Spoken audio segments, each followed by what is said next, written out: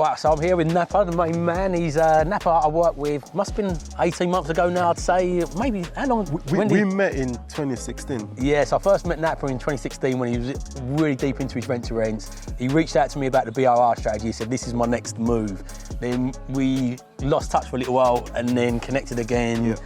Yeah, it must have been about 18 months ago, I think, something like that. Yeah, 100%. And I supported Napa through the journey for the remote property investing, and it's been a pleasure to work with him. Listen, as a coach, you want to work with people that take action. And without a shadow of a doubt, Napa's took action. We're stood on the street at the moment where I think Napa's bought probably most of the houses on the street, if not all of them. But he's bought a few of these houses on this street. So we'll start walking down here and point out some of the ones you've been involved with. Yeah. Because I guess you've helped TJ as well with the introduction to here. So you've not only bought yourself, you've been involved with supporting TJ as well, buying some houses. So do you want to tell us which ones you bought? So the first ever one I bought was this one here, 21. The crazy thing is, my birthday's on the 1st of January. No, the 1st of, not the what? My birthday. So this one here was my first property, and always my birthday's in January, and then the door number is 21st, 21, which is 21st January, which is my birthday as well. Same age you kept yourself at as well. Yeah, I've been 21 years for like 10 years now. Yeah. But this property here, I bought it for 44K. Mm-hmm. So we spent about 12,300, if I can clearly remember, and it got revalued at 85,000, and I rented for 550. So that was like my first ever project. And then I bought another one next road. That one I bought for 45 because that one was a corporate acquisition, so was bidding against other people. So that one we secured it for 45, and we spent about 17 doing it up, and then again it got revalued at 85. So this one here, this is TJ's one. So we literally on the same road, and then this one here is my recent purchase. This one here we bought for 61. We spent about 6,500, and it got revalued at 85K.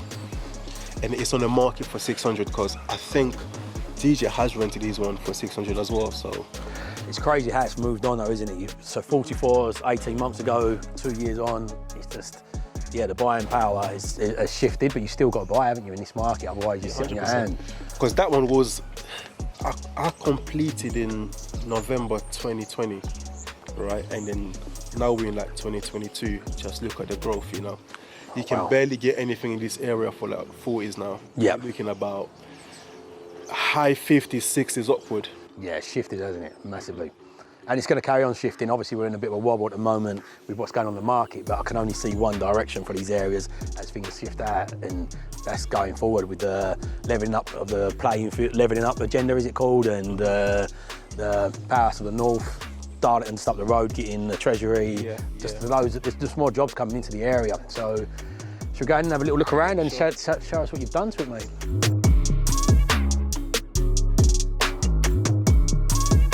So do you want to talk us through what you have done to this transformation then, to spin it around? And so this one here, it wasn't a lot to get done, because I already knew from, the data from the streets, because me and TJ, this is like, 6, so I kind of knew what we need in order to boost the appreciation and the value.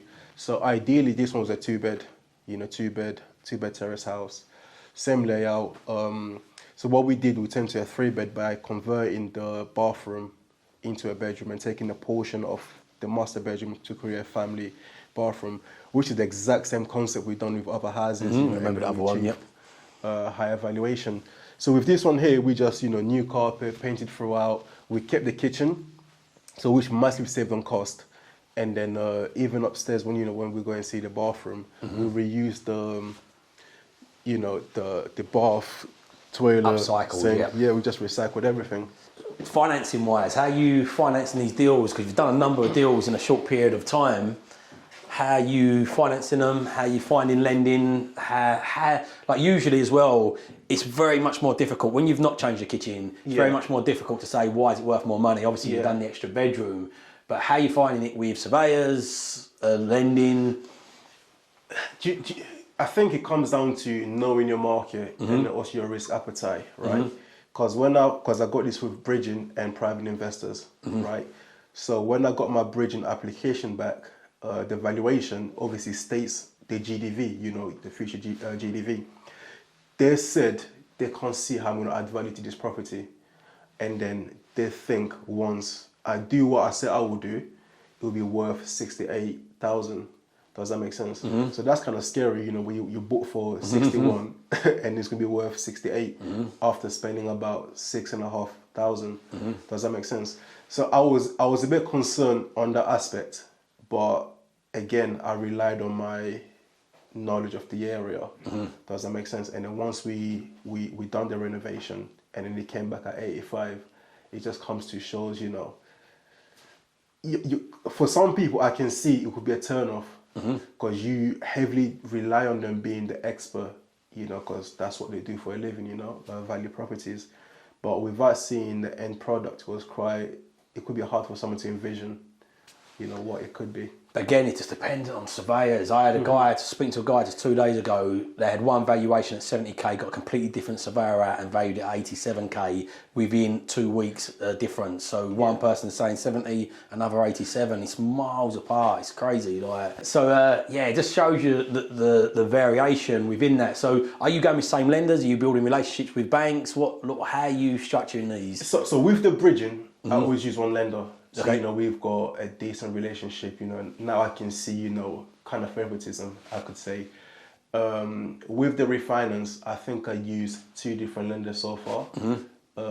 Then again, I was trying to bank on my relationship to get a cheaper rate because I've got like 5.9% on this one here. But whether that relationship was sufficient or not, it hasn't really helped me to get a cheaper rate, but yeah, it is what it is. Yeah, absolutely.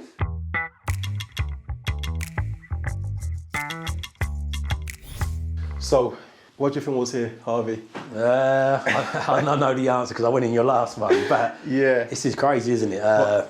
Just look at the square footage. You know, Yeah, it's ginormous, isn't it? to have this as a bathroom is just a massive, you know, waste of space. So are all these extensions on this on the back of these then from the original houses? Yeah, from the original houses, yeah. So they've all been extended.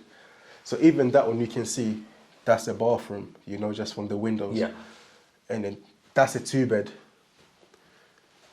So you took this out as a bathroom, made a really nice square footage size bedroom. This is like a small double, isn't it?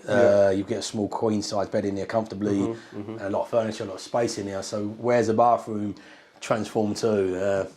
And how difficult was it, like to move it basically? So this one here was, you know, again, now we're more experienced. We've done a couple of projects with this similar style. So it was quite, you know, easy to do. But for the first 2, we used macerators. You know, now knowing, you know, I wouldn't, you know, repeat it. Yeah. Because it's like every single year something goes wrong, and then it kind of costs you money to fix it.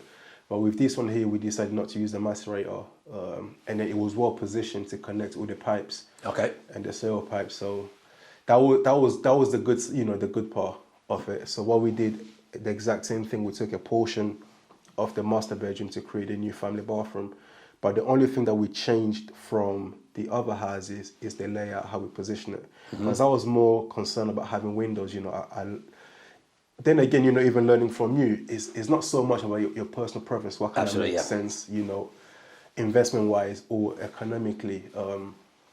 Ideally, I prefer to have a window in the bathroom, but it's not necessary, you don't have to. So it's important when you invest in, especially at this end, like not being disrespectful for any end of the market, but there's different levels of different markets, and every market will have a ceiling cap on them. Yeah. So this is what I see. The biggest common mistake I see people make mistake in the BRR strategy is they either spend too much money on the refurbishment or too little money. They either skimp out and try not to spend anything. They don't get revalued because the banks say, why is it worth any money? Or they overspend using personal preferences. And the rules I use is, would it rent any faster? Would it rent for any more money? And would it give me a bigger valuation?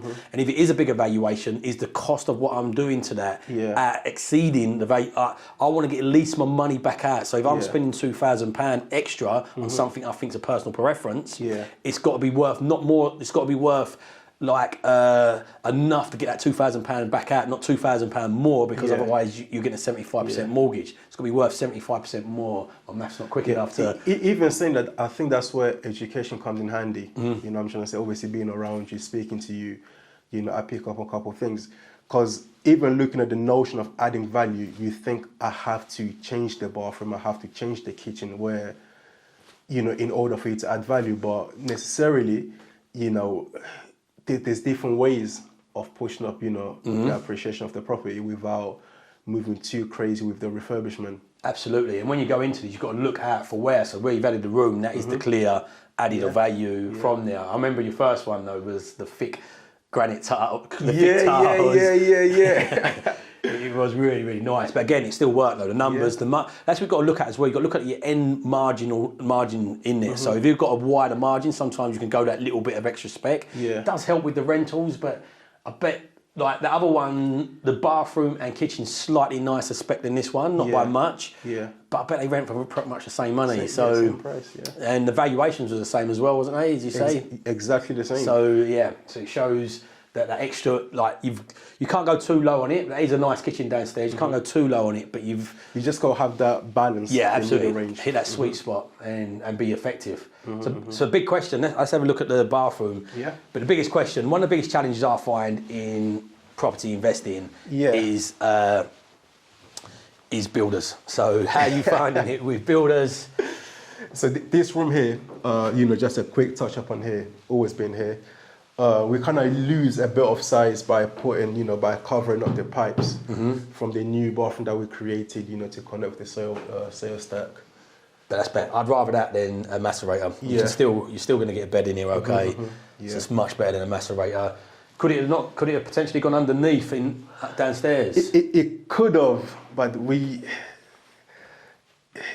things already go around to there. Yeah, you wouldn't have got the fall on it. You would have gone over that window.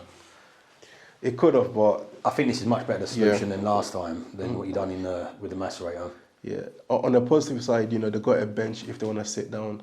They got seat. They got seat. Put some pillars on there. He's actually serious about that. Bro, listen, you can literally sit here, put your TV there and play PlayStation. It's not a kid's room, right? Get another decent sized room. It's not a complete box, small room, is it? So yes, it's a good size. It's a good size room. I've seen like way smaller rooms where I use my friend to measure. So from here onward, this was like the master bedroom. You know, it was pretty sizey. So the original plan that we used for the other house was to use this space here to create a bathroom, and then we realized we may not have enough because of this window. And then since we noticed that we don't really need a window in a bathroom, so we tried a different layout by, you know, going horizontal this way. Yeah, this works a lot better, I think. Yeah, I think so too. The last one was okay. It done the job. It got valued. It rented for the money you wanted, so it still worked. But I still feel this is a much because it's more spacey and you know it's more square compared to the other one.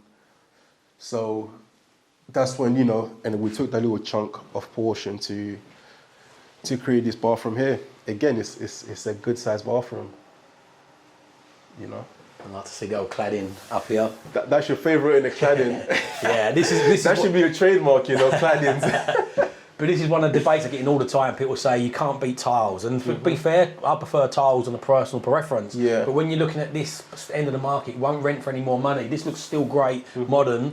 It don't rent for any more money, and it doesn't give you any more valuation. So you then got to judge that is for your own personal preference when you're not going to live there. What's the point? I call it the for sake of it. Like people say, for the sake of it, you might as well do tiles. For the sake of it, that's going to be £300 or £400 more. Yeah. And then if you, for the sake of it, you might as well do the better doors, the better handles. For the sake of it, a slightly better flooring or slightly better carpet. And you start adding these for sake of it's up 5-10 times in each refurb. You're then eating into the margins like £1,000, £2,000, £3,000. So you upcycled this bathroom. So you took it from back there, put it in here. So sink, taps, bath, the shower. This is new. Besides the shower screen. But toilet, this is new, the towel roll, everything else has been recycled. Yeah, And brilliant. again, save massively on the cost. Yeah, it's a keen refurbishment, £6,000 to do a full property, reconfigure it. And then pushing it to like 85, you know. Absolutely. And it's harder. The lower amount you spend, the harder it is to force that value. Yeah. But it's the extra room, massively the extra room. Because I knew, you know, from history, what we've done, that extra room, that was like a bonus, you know, a killer move. So we just replicate the exact same style here. Excellent. So you've got another project on at the moment. Yeah. So what's this next project you're doing? We're going to head over there in a minute to have a look at this next project. But is this a flip? Did you say it was, or are you? What's the exit with this one? The original plan was to flip it. Yeah. But then again, subject to how the market performs. But that's the original plan, was to flip it on. But that's it. You've got to have multiple exits, I think, with these. Even for a BRR, still work pretty well. Okay. Yeah, still gonna work well. Again, we're trying to add more, you know, floor space to push up the value. So once we get there, I'll tell you the primary layout, the original plan, and then, you know, what we're doing now. So this is in right early stages. You've not started work. You just pick the keys up. Work has started, so you know it will be, Okay. Yeah. you know, all over the place. But you get to see what we're trying to do there. Yeah. So what we're doing is breaking this video into 2 parts. So make sure you hit that bell icon, make sure you subscribe and follow. Make sure you follow Napa on these channels as well for updates on this next one we're going to. We're going to be releasing the next part of this video maybe a week or so after this one's released, and we're going to show you the other project that Napa's got on.